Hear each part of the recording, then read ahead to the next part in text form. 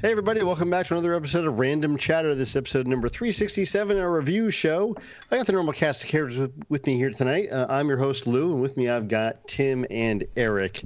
Tim, how are you doing tonight? You ready for this? I'm ready. I was born ready for this, Lou. Wow. Born ready. That's saying a lot. I'm committed. Fully committed. We know you're committed, so that's what your wife says. And Eric, how are you? I wasn't born ready for anything. Let me tell you, my whole life I've been completely overwhelmed and still am, but we'll get through it. Awesome. So we actually got some good new stuff to talk about tonight. There's a lot of new releases in the last few days. In fact, the last weekend, at least, actually. Let's start off with probably one of the bigger ones that was released this past week was Netflix.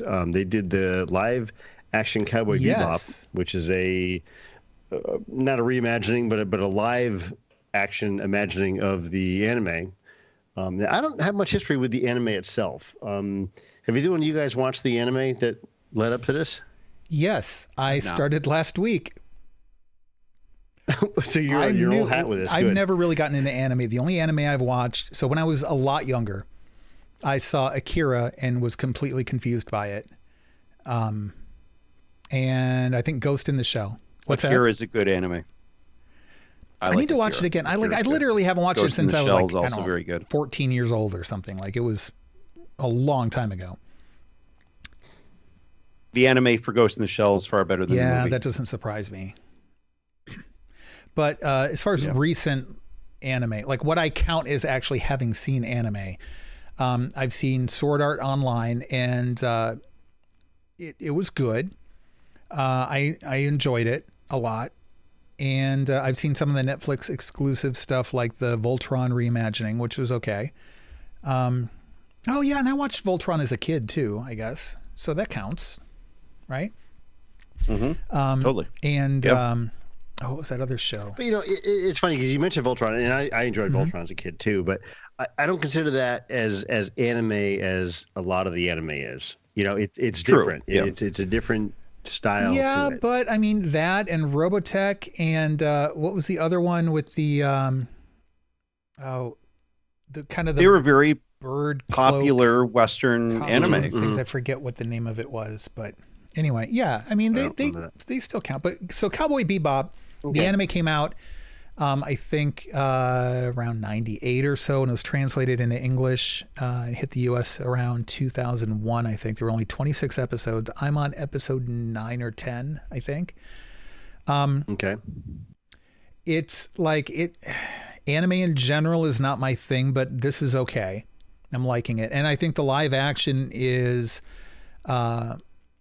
it's more interesting to me, and I think that it stays true to the anime for the most part, as best it can. Like there are things that don't translate well from anime to live action, and I think they got that, and so they translated the things well to live action that they needed to translate. And I know that there's a lot of people online who are upset about the fact they changed anything, because this is their sacred thing. Don't touch this. And to be fair, Cowboy Bebop was kind of groundbreaking at the time. It's kind of a combination of, it's very, very highly regarded anime. I've never seen it, but yeah, it's always anytime you ask somebody, okay, I've never done anime before, what do I want to start with? They always say Cowboy Bebop right out of the gate. It's to me, it kind of felt like Firefly meets Sin City, meets a little bit of Blade Runner with a little bit of a 70s influence.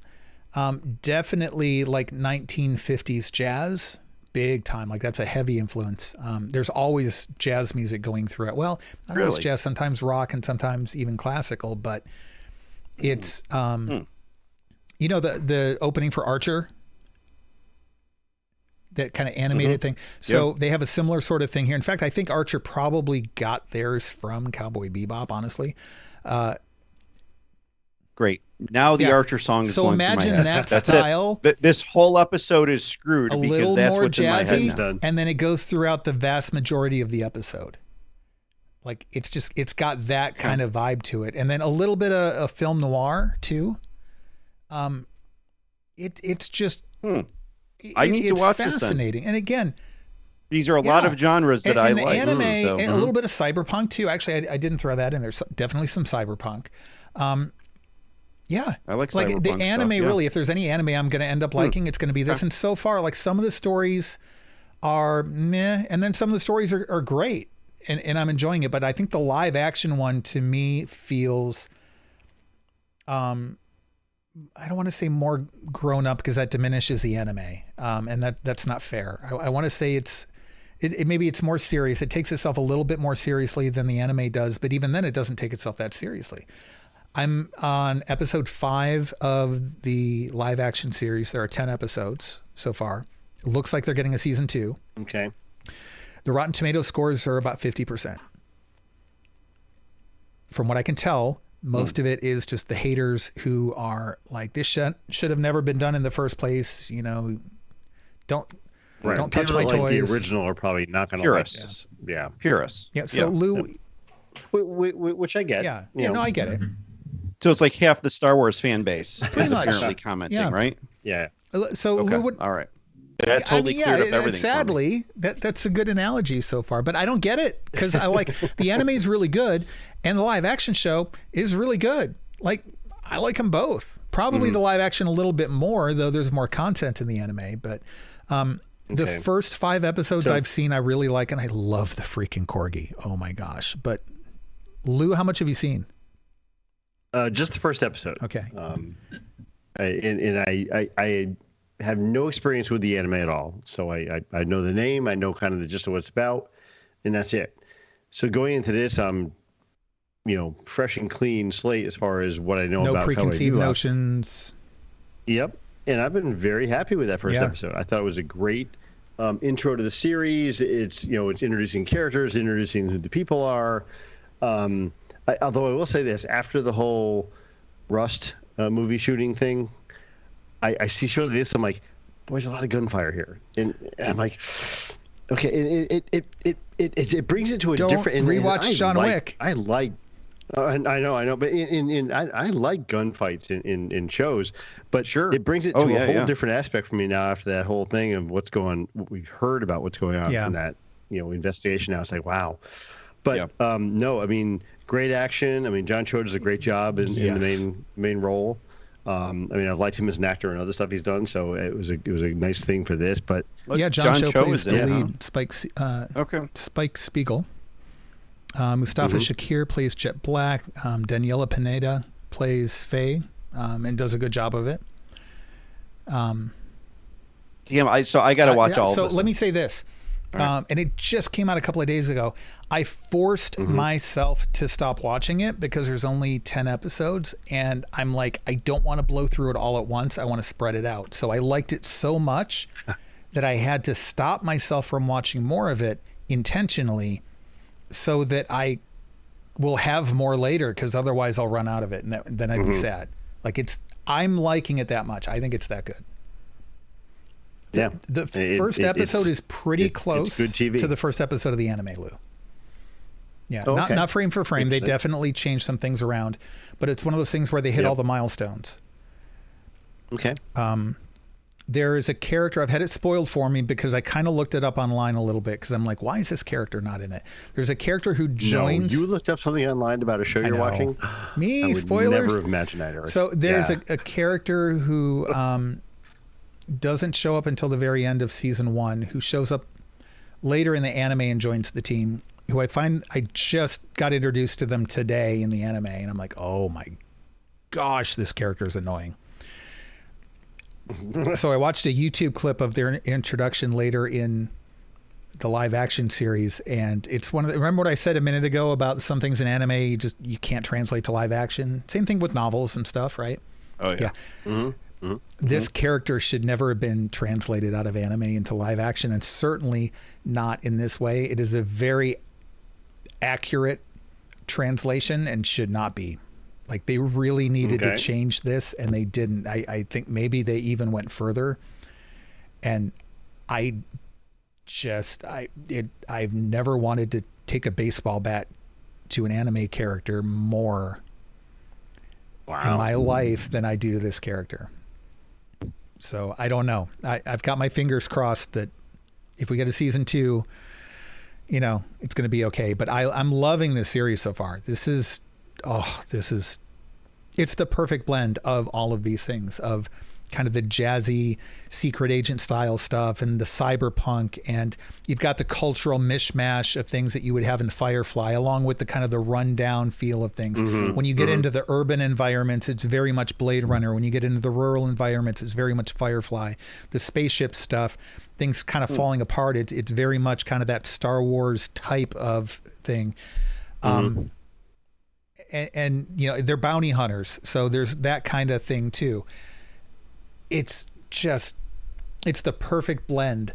It's got that Sin City kind of a comic book storytelling style feel to it too, with the way, I wouldn't say it's reminiscent of everything Zack Snyder's done, but definitely kind of the Robert Rodriguez style of Sin City 300 filmmaking. Yeah.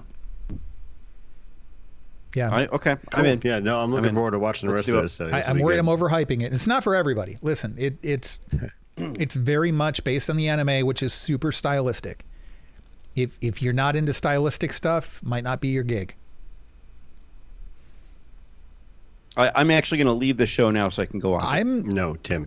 So I might not be that sad about that. Like Wow. Just me personally. I like it. You know what? No. Sad because you're now. I'm going to say just to aggravate Eric. Happy because Tim's leaving. Oh, I meant happy that he's going to go watch the show. After he leaves to go watch the show, we can discuss the other thing. The other thing. Yep. So now, Eric, did you say there was some controversy over this new version of this? So there's one line that pops up in one episode that I think everybody's overreacting to, so I'm not even going to bring it up. Like, I'm literally going to skip over that. But mainly the controversy is just, did this need to have been made in the first place? And is this kind of destroying this cult classic anime that everybody's loved so dearly, blah, blah, blah, blah, blah. So it's enough controversy that people are ratings bombing it. And I bring that up because if you're the type of person that looks to see what Rotten Tomatoes rates something as before you watch it, you need to keep in mind that a lot of people are bombing the ratings for it intentionally because they didn't want it to get made in the first place. I really wish, and I know there's not an easy solution to this, but we have seen so many things get ratings bombed, and they got to fix it. They somehow have to fit. The thing is, a lot of it is tied to anonymity. Yeah. So if people had to register with their names and that kind of stuff in order to rate things, but then there's also a downside to that too. Either that or just friggin' do away with publicly rated things. That'll never happen. Screw it. I don't know. No, it won't, because people like to express their opinions. And then what are they going to do? They're going to start podcasts. The last thing and they're going to talk about things. And oh my gosh, jerks. Chat room, thank you. Fetmatic said G-Force. Tom said Battle of the Planets. They're both right. Battle of the Planets is what it was called in Japan, and here it was called G-Force. But I thought it was cool because, like, the nose cone of the ship, like the panels pull back and there's this motorcycle thing in front on the arms. It lowers down and the person goes riding out on the motorcycle. And I really like G-Force. I like that show. But Cowboy Bebop, I mean, the anime is pretty good as well. I kind of got that later on in the episode show notes, but just to cover it real quick, Spike Spiegel, the main character in the anime, is played by Steve Bloom, best known as Zeb from Rebels. Probably not even best known. Best known to our audience as Zeb from Rebels. So yeah, he does the main character. Yeah. Bo Billingsley does Jet Black, and Wendy Lee, who I guess got Steve Blum and she got married after meeting on the show, plays Faye Valentine. So yeah. Cool. Good stuff. Nice. Let's see, where are we? So the other kind of big thing that was released on another streaming service. So Cowboy Bebop is on Netflix. So is the anime, by Amazon the way. Prime, we had Wheel of Time. Yeah. Okay, good. No. On Amazon Prime this week, we had Wheel of Time released. Either you guys watched Wheel of Time yet? Yeah, I made episode and a half, almost 2 full episodes before recording tonight. Still sitting paused over on my TV right now. We're about the same place in because I'm in the second episode as well. What'd you think? I thought it was really good.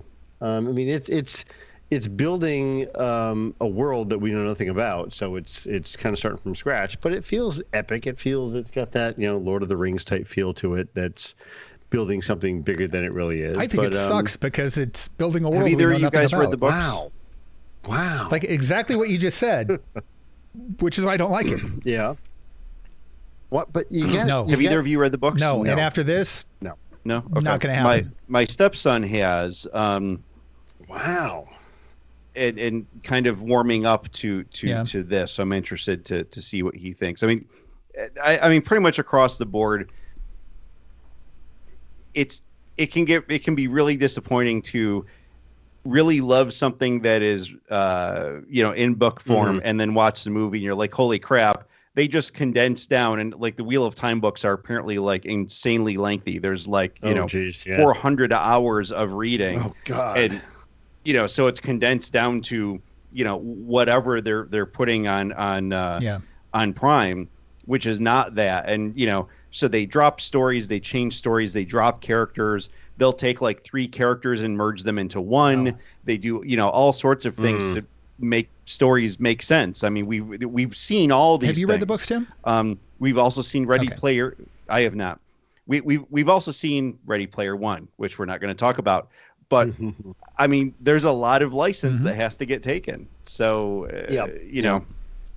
Lou, do you want to go first, or do you want me to go first so that you don't feel like I'm tearing apart what you said? No, you can tear apart whatever I say because we're going to talk about that next Tuesday when we do the what was that crappy movie you made me watch? Army of Thieves. Yeah. Wow. Okay. Anyway. Sorry. Wow. I didn't like it. That was a good movie. We'll talk about that in a minute. Maybe we should have Tim on. We're going to talk about that shortly. That was a damn good movie. I think we should. So I'm episode and a half in. I think that as confusing as it is because there's so much stuff going on and we're still learning about what takes place, who these, who the groups are, who the people are. I thought the production was pretty high quality on this, and I'm pretty happy with Rosamund Pike plays a great lead in this, I think. So I'm on board to kind of go for the ride and see where it's going to take us and learn the characters in the in the world. Yeah, great production, great casting, great acting. The acting is really good. I feel like so here's the synopsis.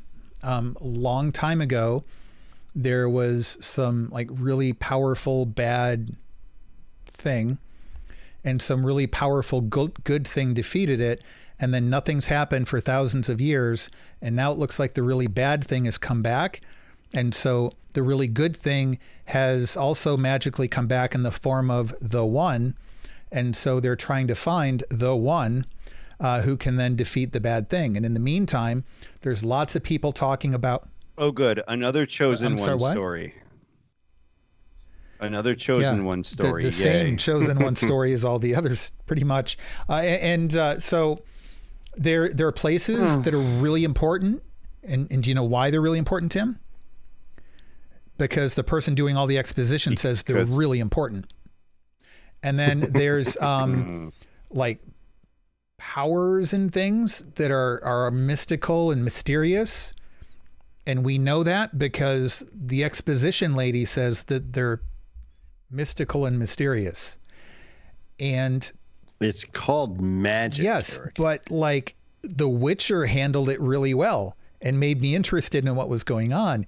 And here, when I realized that I didn't have a wiki handy for the damn thing by the beginning of the second episode, I gave up. I'm like, you're trying to get me to care about all of these different characters and stuff and locations and history and stuff, but I don't know anything about them. So how can I care about something I know nothing about? Like, even if, like, I get that you need to introduce things over time, but you need to make me care about the little things enough at first that I'm invested at least in those people as they discover these other things too. Like, you know, we're talking about the one in the Matrix, we could relate to Neo right out of the gate, even though we didn't know what was going on with the rest of the universe. Comics. I'm going to pull kind of a deep dive here. One of my favorite comic stories of all time, which has a definitive beginning and end. And it's won like every award that exists in comics. It's called Bone by Jeff Smith, a former Disney animator. And it starts out with these three brothers ending up in some forest that, you know, they have no idea where they are. And they're interacting with like little bugs and insects and forest creatures and stuff. And it's all just a microcosm. And then by the end of the story, we're talking like literally Lord of the Rings level epicness with like kingdoms fighting and dragons and evil beings from like other realms and stuff. And you don't know that yet, but you care about what happens to just these three characters in their own little local village and like how they're going to get to eat the next day. And I kind of feel like with the Wheel of Time so far, and maybe it goes back to what you were saying, Tim, because they have to cram so much stuff in. It was really exposition heavy. I don't get any of the references. So I didn't understand why I was being told to care about things, but I didn't understand why I should. Yeah. And that's a big thing. To be told to care about something is but to once you actually connect with it and become, you know, whether it's empathy or whatever other kind of meaning you can connect to it. That's what's really important. It's to be told. And I get that, but you know, different shows handle the introduction of the lore in different ways, and some of them do an exposition like this, and I'm not a big fan of that. But they're giving it to you. You're getting it somehow, you know. I mean, it's going to take a lot to see what this does over the course of the season, and you know, with shorter seasons now, it makes it even tougher because I'm used to giving, you know, TV shows, you know, I'll give you the first run or 22 episodes to kind of get to know the characters, let the directors kind of get a feel for who they're directing, let the actors get a feel for who they're playing, and then go with that. In shorter seasons, that's got to happen much faster for me, you know. So we'll see what happens, but now it takes 2 or 3 seasons to get 22 episodes. Exactly. You know what though? I mean, good production, good acting, good directing. They've clearly spent some money on this, and it shows, and not in a showy way either. In a way that feels natural. Listen, I'm not trying to diss the series. There's some good stuff there, and I completely lost interest in it today, and I'm like, I'm done, and hit pause. I will come back to it later because maybe it will get good, and maybe as I have a better understanding of what's going on, maybe I'll care more. But I don't have high hopes for it. I don't have high expectations that I'm going to get connected. I'll give it a chance, but right now it's quickly tumbling down my priority list. But if you like fantasy stuff, and if you are willing to like fully pay attention and kind of go in for the deep dive on it, it looks like a well-made series. You mentioned The Witcher. Did you guys hear that they have a 7-season plan? Did not hear 7 seasons. Really? No. I'm okay with that. Yeah, it was just announced a few days ago. They have I am too. Not only for that duration of time, but the fact that they have a plan. Exactly. That's a plan's a big thing in my book. It's great that we have, you know, a series, but like they don't have any definitive end. They're just going to keep on going until, you know, while ratings are good or whatever. And then once ratings tank, then they'll, you know, either cut it off, or they're going to like do some last season that nobody cares about. Like, that's just foolish. Have a plan, execute it well. Yeah, you're taking a gamble that ratings might drop off and you might not get there, but at least you have a definitive story. Yep. That makes me happy. Very good. I like it. What's next? Let's see. New stuff for me. So Star Trek Discovery Season 4 came back. Yeah. How is it? I liked it. First episode, it got a different feel to it from the previous seasons, but yeah, no, I'm all in. I mean, I've been all in since season 2 of this, so yeah, no, good pickup from where it left off. It's starting to put the Federation back together. It feels more like old Star Trek. Okay. You know, of what we're doing. You know, so it was not a big. You said just... it's got a different tone. It doesn't take a radical departure like it did between seasons 2 and 3. Okay. No, just I think a logical direction change from where it left off at the end of the last season, because they were still trying to put everything together again. I mean, for those who haven't watched it, you need to catch up. But I mean, we don't want to get too. They're putting things back together. Yeah, right. They're putting things back together. Because things were in shambles, but now they're kind of going back to our familiar territory, I guess you'd say. All right. Let's see. Tim, you've seen a movie that I've seen that we just talked about briefly. That was very diplomatic of you, Lou. Well, so you've seen a movie that I've seen. So first of all, real quick, I am going to mention the Marvel Assembled episode for Shang Chi. Eric, I completely agree with you. That is the best Marvel Assembled episode, really, that there is. Okay, because it was not only a here's how we filmed something. It was here's how we filmed it, and here's why we did it this way. Like there was a lot more explanation, not only of like technical cinematic stuff, but also because of there was so much cultural stuff in the movie, obviously, and there's so much of that they talked about. So yeah, absolutely solid, must watch. Nice. In terms of, Lou, what I think you were referring to, maybe Army of Thieves, great movie. What do you mean great movie? Great movie. I don't understand why. Yeah, great movie. Eric, because Eric doesn't like prequel movies. Right, which therefore, when I say that I like this one, what does that tell you? Tells me you've been drinking. I've been tempted. I mean, maybe I should start. So, I'll say, while I enjoyed Army of the Dead, I actually enjoyed this movie better. That statement sounds really familiar. This movie was more... I didn't totally enjoy Army of the Dead either, but this movie was more interesting, and it's a heist movie, and I like heist movies. It was very, very well done. I enjoyed it. Okay, so solid I'll movie. Give you my personal prejudice against this movie is I don't like the main character. Oh, I find the main character annoying, and I'm like, no, dude, I can't watch this. So I'm tainted for that one fact. But I mean, if you don't like the main character, you cannot like the movie. Yeah, I'll give you that. And as a heist movie, I mean, it wasn't a great heist movie. It was okay. Would you like to join us on Movie Chatter, Tim? Oh, make it three against one? Thanks.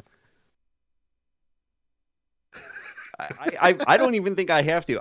I think that my interests will be well represented. I have no doubts that I can probably hit most of the points you want to say. If you will entrust me with that, I will do my best to make sure you are represented. Absolutely. Absolutely. Such a good movie. Anyway, moving along. Eric, what have you seen this Well, movie now this we're week? going to kill all my credibility here. So don't stop the podcast. Don't kill the YouTube video yet. Just bear with me, okay? Folks, I know what's in the show notes. I know what he's going to say. No, you should just end it right now. We'll get through it. We'll get through it together. Just fast forward about. I don't want to keep seconds. listening. I don't want to keep listening right now. It was. Go ahead. Such a glorious train wreck. The first season. Everybody was talking about just say it. The show, and I'm like, there's no way I am going to sit and watch this crap. This is ridiculous. I'm not watching Tiger King. Not doing it. And then I thought, you know what? Just so I can comment on it on Random Chatter, I'm going to watch like an episode or two so that I have an educated opinion on it. And I can come in here and tell people this is just crap. I don't understand why everybody in the world is talking about this stupid show. And I binge watched the whole thing in like a day and a half. It was just mind-blowing how this sort of thing can happen. Who's at the cricket sound effects? Because I mean, listen, I'm not going to try to convince you guys to watch it. I'm not. No, you're not, because I know I won't succeed. I was solidly in the camp that you guys are. Just there's nothing you could do to get me to watch the series. Instead, it was, and the thing is, as it went further along and started getting into murder plots and FBI investigations and like all kinds of different just crazy stuff, it just got more and more fascinating. And so season 2 just came out last week, and it's only like, I don't know, 4 or 5 episodes, and the crazy just got even crazier. We're talking about smuggling to Mexico. We're talking about gun running. We're talking about like it's just absolutely insane, and it was riveting, and I don't fully understand why, and I would never try to convince someone to watch it, but I just glued to the screen the whole time. Totally not my type of thing, but just that this kind of craziness can happen here in the US is just stupid. And it's one of those things where there is no good guy. It's like person A is against B and C, person B is against A and C, C is against A and B, and really all three of them are just crazy. Perfect. Why? I get to say what I have to say about the show. Yeah. No, yes, you do. And you did. Not trying to convince you guys to watch it. Just okay. No. I could lie you're and say it's boring. Riveting is never really the word I've ever heard used associated with what is it? Tiger King. Listen, yeah. It held my interest.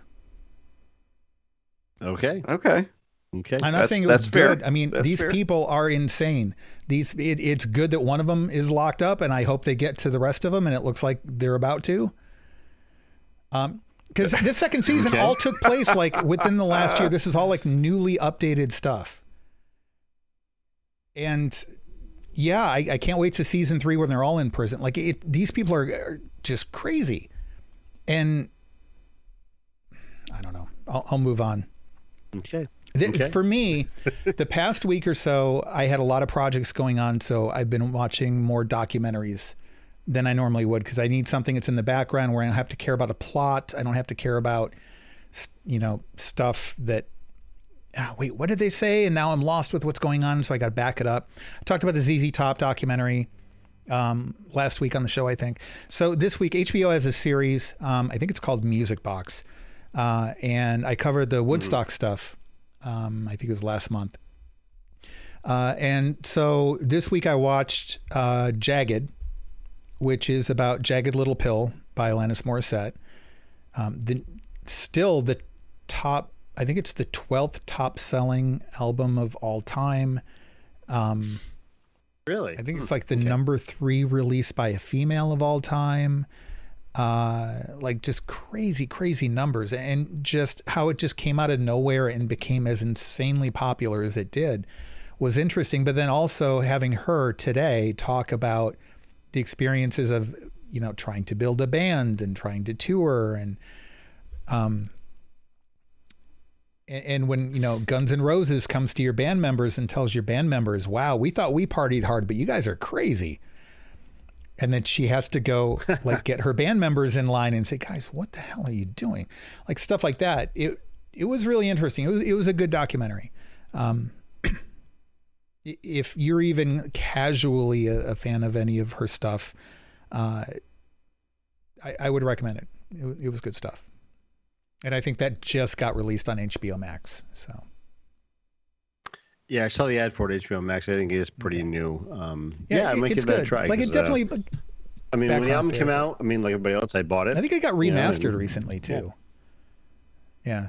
But it was a really good documentary because you don't have to be a fan to really get it. It kind of talks about, just her experience through the whole thing is really interesting, even if you don't like the music. It was good. Cool. That's all the new stuff I've seen. Okay.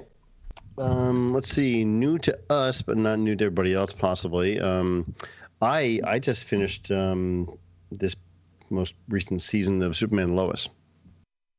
Okay. So, I found it a bit of a grind to get through it, but it was on my DVR and I wanted to get it off, so I watched it, and it was okay, but different take on Superman than I'm used to seeing. Now, this is the current CW series, right? Okay. Yes. Yep. He's married, living in Smallville with Lois and his 2 kids. Okay. 2 kids, white picket fence. I don't know. It's interesting. They make some leaps that are a little strange, but it's over it's buildings not bad in a single bound. Yeah, exactly. And thanks to Tim, I'm still watching Battlestar Galactica. Yeah, how far along are we? Tim, where are you in that, Tim? Where are you? Still in the first season. Good. Okay. I don't think I watched any episodes last week. There was just too much stuff going on, so I didn't get to. I'll have to slow down. I'm in season 2 already, so I'm approaching season 2. It's just compelling. You start watching, you just keep watching. It's easy to binge. Television. Yeah, it is. Don't forget. I'm sorry, real quick, Tim. There was wasn't halfway through. Wasn't there a little movie sort of thing? So there was The Plan, which was 10 web episodes. Right. There was A Plan, and there was also Blood and Chrome, right? That was the other one? Yeah, I think so. The other movie? Blood and Chrome was a prequel, though. That was talking about Adama. Oh, right. Yeah, that was okay. That wasn't quite as good. But was there like a movie that came out like halfway through, or am I just thinking of the 2-parter with the Pegasus? I don't think so. So there's the miniseries and then the 4 seasons of the main show, and then Resistance came out kind of in the middle of that. That was so the seasons ran from 04 to 09. Resistance came out in 06. The 7-episode web series came out in 07. As did Razor. Razor. And then Face of the Enemy. I'm thinking of Razor. Yeah. Okay. Because that dealt with the Pegasus thing too. Yeah, didn't it did. Okay. Yeah. I don't remember Resistance. And Face of the Enemy and The Plan came out in 09. Caprica came out in 10, and then Blood and Chrome came out in 12. I end up having to look it up because even at IMDb, there's all sorts, there's like a gazillion BSG things. And I'm like, okay, what out there is in totality, and what order should I watch these things in and all that stuff. So it's all good. You don't need to see it. Most of Resistance. I'm drawing a blank on Resistance. What was that? I think that was the prequel that focused on the Anders and his crew on Caprica. Okay, I think so. And then Caprica is kind of an interesting series. Actually, it only got 1 season, then got canceled. I liked Caprica a lot. It's a prequel, and it's about them creating the AI that eventually leads to the Cylons. And by the way, I actually got a DM from a listener who's listening live right now, who threatened to unsubscribe over the Tiger King commentary. No joke. I could lie. I mean, if you want me to. Tim, do you want me to make another fake? You guys want reviews? We're reviewing stuff, okay? That's what we do. We're not saying everything we review is going to be good, or that you'll agree with all of them. You're going to disagree with stuff. But thank you for DMing us, and thank you for not unsubscribing. We want this. We want you guys to tell us these things. No more Tiger King. Eric, what are you seeing that's new to you? Oh, okay. So more documentaries. I don't know if this was, it was the day before I went in for jury duty. So there had to be a connection, but I watched 4 days in the 4 hours in the Capitol, 4 hours at the Capitol. It was also, I think, on HBO Max, documentary about January 6th. I watched Moby Doc, not to be confused with Moby Dick. Moby Doc, a documentary on Moby. About yes. Moby? Moby was probably my first introduction to techno music, and to the point where I had, as he is for probably most people. He kind of made it mainstream for a lot of people here in the U.S. And I had like every CD he has. I can still tell you, that's the Go remix from this EP as opposed to that EP. Like I just had his stuff going constantly. And then he got into like, once he started doing vocals, I kind of lost interest. But the documentary was weird. I feel like I needed to look up what drugs I was supposed to have been taking while watching it. It had kind of a David Fincher sort of thing. Like he brought in actors and stuff to like play his mom and her boyfriend at one point, with another grown actor sitting in the corner playing his 3-year-old self. He had puppets at one point. Wow, that's trippy. Listen. It was creative. Wow. Okay. And he was getting somewhere with it. Trippy. So definitely, props to him for doing it this way. It was definitely a creative way to make a documentary, and it wasn't all just a bunch of camera interviews on the tour bus and crap like that. So definitely kudos for doing something different with it. Not my thing though. Just like, wow.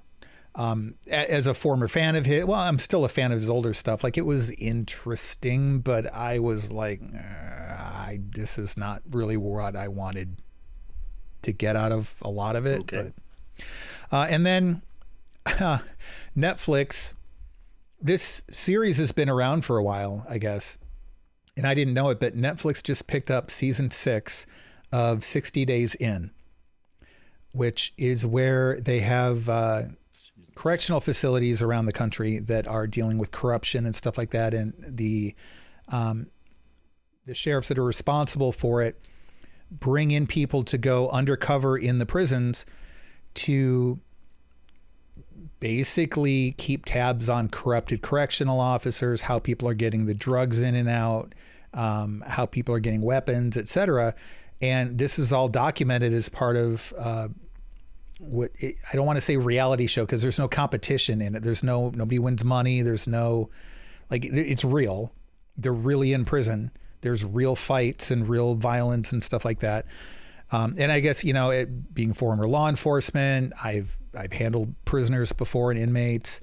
The premise is the incarceration is the punishment. They're not imprisoned to be punished. The imprisonment is the punishment, the isolation and the being cut off from society. Right. And if you don't think that's a severe punishment, you have no idea. Okay. Isolation, one of the quickest ways to break a person. All right. But, it was interesting. And they kind of showed how a lot of things actually happened. There were some things that, I think this was the facility for the season where they had the warden who was taking money and pocketing it instead of putting it in like the food program and stuff like that. It was on the news like a couple of years ago. Anyway, they had a lot of problems at this prison. So I won't give any spoilers in case you want to watch it, but it was a good season. I'm actually halfway through it. So the season basically ended and the sheriff said, no, we're going to clean house. Because a new sheriff just came in. We're going to clean house, and then we're going to bring in a whole nother people. So they basically then redid the season. And then they brought one of the participants earlier that then, had gotten released, brought him back in as a, quote, repeat offender, basically. It was actually more interesting than I expected it to be. So 60 Days In, it's on Netflix. And it was enlightening. Okay. Interesting. Now, I meant to go back and forth, but Eric just keeps talking. So we're going back to Tim now. I can go back to Tiger King if you want. No. We're done with Tiger King. So you got a couple of things that you've introduced yourself to, Tim. What else you got for us? Yes, let's see. Mentioned continuing BSG. Watch The Seventh Cross. The Seventh Cross, movie done in 1944 with Spencer Tracy. It was about a bunch of prisoners who escaped from a Nazi concentration camp, and in particular followed one of these characters and kind of his journey in trying to avoid being recaptured and stuff. Really, really well done movie.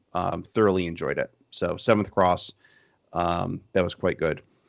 Also watched a few episodes of the Bear Grylls series, Running Wild, which is it's a Nat Geo series. You can get it on Disney Plus. And in particular, I went through and caught some of the MCU actors that were in their episodes. It's done, I think, like 5 seasons now, 5 or 6 seasons. They just dropped the most recent season on Disney Plus Day. But through the seasons, let's see, Brie Larson, Dave Bautista, Anthony Mackie, all really good episodes. Dave Bautista's episode in particular was like fantastic. It's a couple of days of survival. So, very fish out of water type of thing, bringing these, A-listers out into the wild and running them through various rigors. As you normally see in these, survival type shows. And obviously some of the situations are kind of scripted and such. But there's also a lot of the most interesting thing to me was simply the conversations between him and these people who he has on as guests. And, it dives a little bit into their, into their history. Where did they grow up? How did they grow up? How they got into whatever it was that they do, what's important to them now, that kind of stuff. Some really interesting things. The stuff with Dave Bautista, he says right up front, like, I don't do this stuff out in the wild. He's like, I was raised in a city. I live in a city. This is not what I do. And he was completely uncomfortable. He was very humble about the whole thing. And just kind of the story of how he grew up and his wrestling career and other things. Really, really very interesting, very humbling.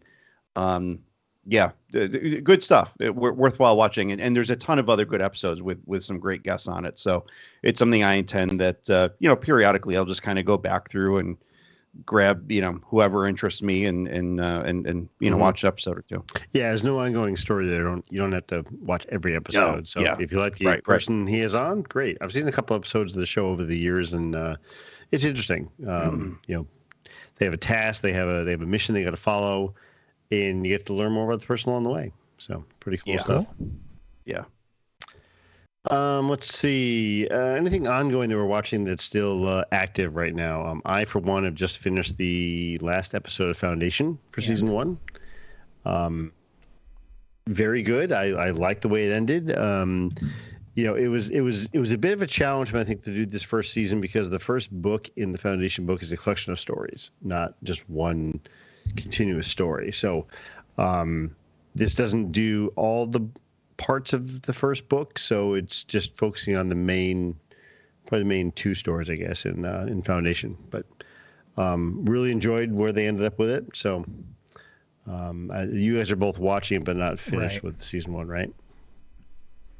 Yeah, I just watched episode 9 tonight. What is 10 the season finale? 10's the finale, yeah. Okay, so yeah, just one episode behind.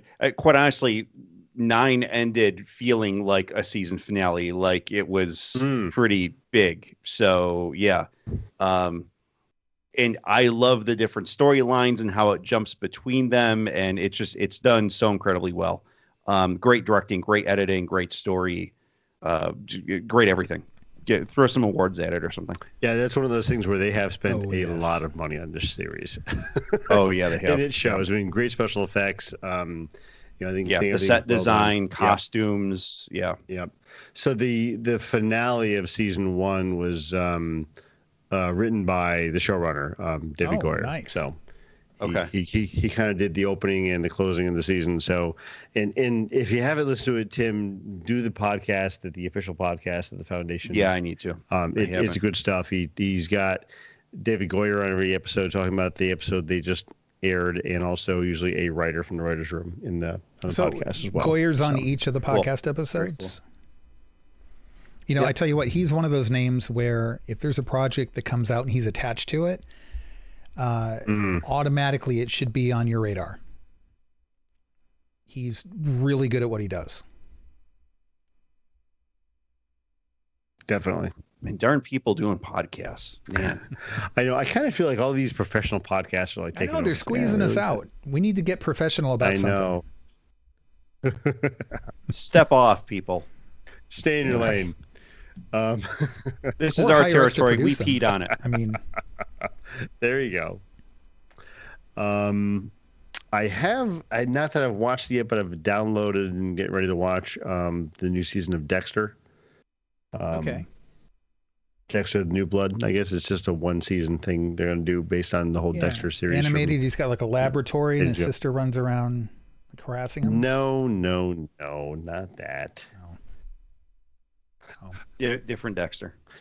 Anyway, very different. Dexter. Not kid friendly. What about you guys? What are you guys keeping up with? Tim? Doctor Who Flux, and then Foundation. So yeah, that's and along with all the normal things, the SWAT, the Magnum PI, United States of Are Val. You caught up on Flux? Flux? So. I don't know. I think I'm one episode behind. I think I'm two behind. I've been watching. I mentioned The Shrink Next Door last week. Still watching it. It's because it's based on a true story, and because I have an interest in psychology. Actually, it was going to be my career field initially out of high school. I'm enjoying the series, but it's hard to watch someone get manipulated in such a way that somebody else comes in and just takes over their life. But that's what happened. And especially when you know that it happened for real. And, but Paul Rudd and Will Ferrell do really well with it. Again, like I said last week, there's no comedy in it. But I wanted to see if it was going to continue being good and if I was going to stick with it or drop it. And I think I'm going to stick with it. It's pretty good. The 4400, the reboot. I don't know.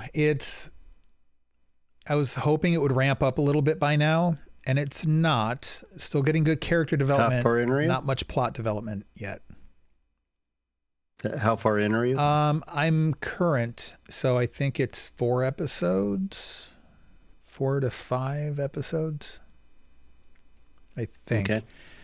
I think it's 4. I think a new episode drops tomorrow. And then the other thing, Tim, you had told me about Ghosts. So I started watching it and enjoying it. And then I thought, you know what? I'm scrolling through, I think it was Hulu, and I'm seeing here, oh no, I think maybe it was HBO Max, that they've got the Ghosts UK version. I thought, I'll try it out. Why not? Watch the pilot, pretty similar. Definitely like the American version better. The UK version's not bad. Did you see the most recent episode of Ghosts? No, the D&D I'm episode? Still an episode behind. But now that you say D&D episode, yeah, it's. I'm still gonna start watching this show. I haven't seen good. it yet. Oh yeah, it's yeah. You gotta get into it. It's a fun show. It's really funny. I like it. It's very cleverly done, and I like the last few episodes where they have basically focused on, like, the main story has been each one of the ghosts. So you kind of get a sense of what their backstory was, maybe how they died, something important about their lives, and yeah, this most recent one is very similar. So yeah, the last one I saw was the one with the guy with the arrow in his neck. Yes. Yep. Yeah. It's a good series. Yeah. Cool. Darn funny. Cool.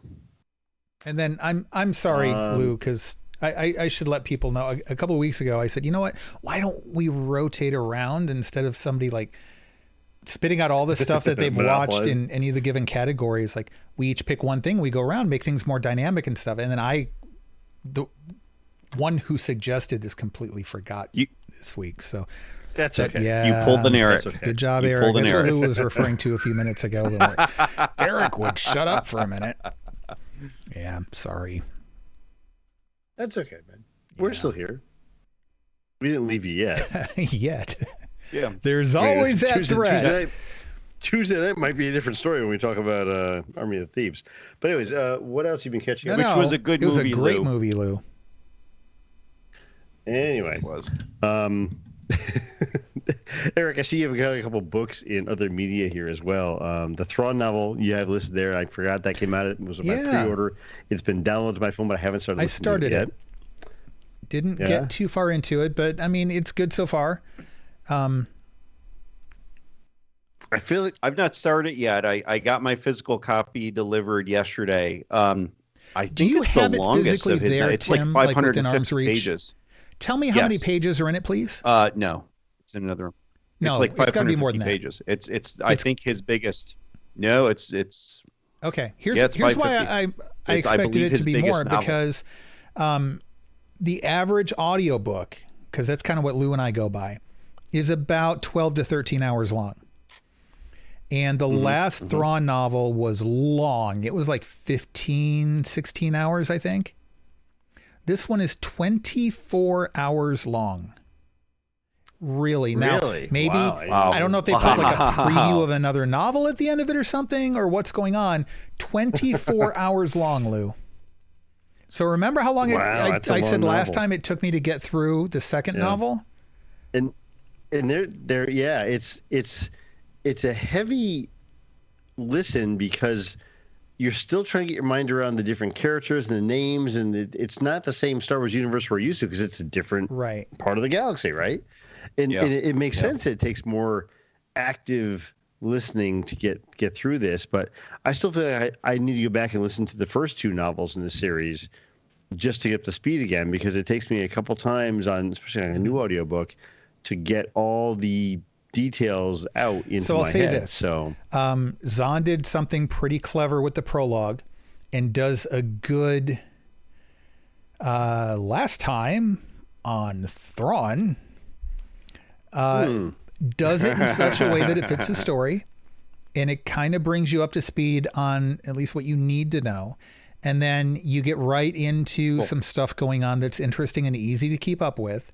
And like by this point, I kind of feel like, and again, part of it's Zahn's writing and part of it is Mark Thompson with the voices. But because of the voices, I recognize, and I'm actually starting to remember some of the names now too, like Samacro. It does help with that, yeah. But yeah, so it's not as hard this time around. I think it's going to go a little better. Just from my own knowledge, was there a special version of this novel, that I don't hard know, copy, Tim? that's been out? Because I know like the first one they had the blue version, the second one they had the red pages. Did they do anything special with this one, Tim? I did not see any special release for this one. Okay. Nothing.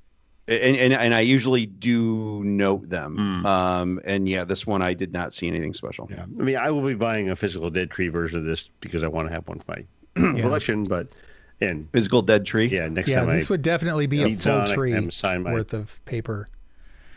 Oh yeah. Yeah, this is somebody this breaks is a into whole your lot house. of tree I mean, right you here. could defend yourself with this book. Wow, 24 hours. That's a big book. Yeah. I'm pretty sure that someone could shoot, most bullets and the book would stop. So them. Lou, I'll give you a shorter one.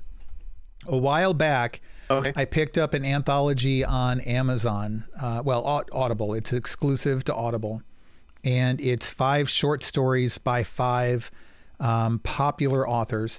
And I didn't realize this until I got to the afterword by Blake Crouch. But apparently, Blake Crouch is the one that put this anthology together. So he's got a story in it. Wow, nice. Veronica Roth, who did the Divergent series, she has a story in it. And then there are 3 other authors who I'm not familiar with their work, but their names I recognize. And it's kind of about like taking a single moment in future human, I don't want to say history, and then like kind of describing the effects it has. So Veronica Ross, I think, is about like the leaving the Earth to go colonize other planets. And like, this is like the kind of the last shuttles off of Earth. I started hers. I didn't finish it yet. I wanted something short because I knew the Thrawn novel was coming out, and I finished up my last book, and I wanted something as kind of an in-between. So the story is called Summer Frost by Blake Crouch. That's not the anthology name, but that's his short story that's in it. And they're individual files downloaded from Audible. So if you search for Summer Frost, I'm sure you'll find it. And it's about someone who creates the first AI and her interacting with it and trying to teach it and dealing with, hey, is it going to get out and take over the world and kill humanity, or is it going to save humanity? And then, the corporation she works for who's trying to get money out of it, and et cetera. And it's really fascinating. Most of it is conversations between her and the AI. And it, of course, is going to destroy humanity. That's inevitably how all these things go. I mean, it's only maybe 2.5, 3 hours long. So not very long, really good. Again, Blake Crouch knocks it out of the park. So, but I would highly recommend it. If anybody out there is looking for short stories to kind of just get them through in between novels. So I looked for this on Amazon just to see what's coming up. And so I find Summer Frost Forward Collection. Forward Collection. That's the name of it. Forward Collection. Okay. The Kindle edition is free and the audiobook is free. Are you a member of the Amazon Unlimited Kindle thing? No, just Amazon Prime. That's all I have. It says Prime is free for Kindle and Prime is free for the audiobook. I don't know why. That's why I picked it up, because it was free. I never knew them to do free audiobooks. Interesting. Being that it's free, pick it up, both Kindle and Audible. No excuses. No excuses, people. Exactly. It's free, Support damn it. Blake Crouch. Unless you are you have a lot of podcasts to listen to from the Random Chatter network. That's probably the only viable excuse. Get the Kindle version and read it.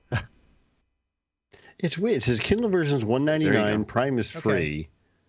Listen and read and listen for free. I guess it's free. Hey, even if it's $1.99, it's a steal. Yeah. The Blake Crouch one is good. The Veronica Roth one, I started, it was good. And I've heard good things about the others in the series too. So again, the Forward Collection, highly recommend it. Cool. Well, I think that brings us to the end of the episode, guys, unless you have something hiding you want to talk about. Nope. I think I'm done with documentaries. Otherwise, Eric? I think I want to go back and get away from the real world. Plus, that way people won't DM us saying they're going to unsubscribe if I keep just don't watch too much talking about bad documentaries. Watch good documentaries. Listen, we wouldn't have this show if crazy people out there weren't doing stupid things. Just saying. All right, that's going to do it for this episode of Random Chatter. I wouldn't have a career if people weren't out there doing stupid things.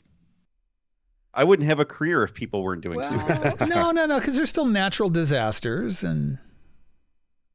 Yeah, it'd still be okay. Yeah, but still, we'll still, the universe will still throw you a bone here and there. It's all good.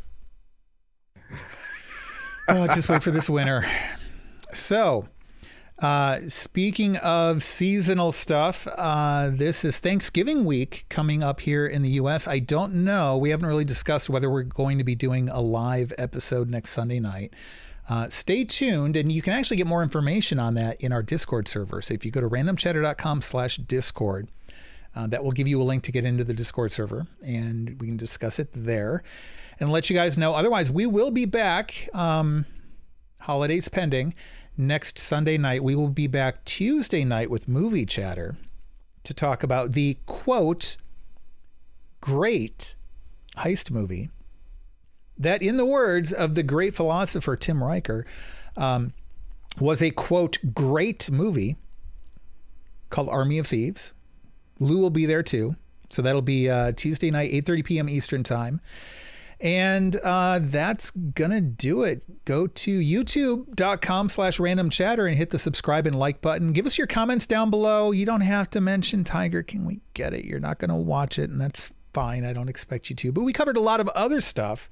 Really, really good stuff. If you saw Cowboy Bebop, let us know what you thought of it.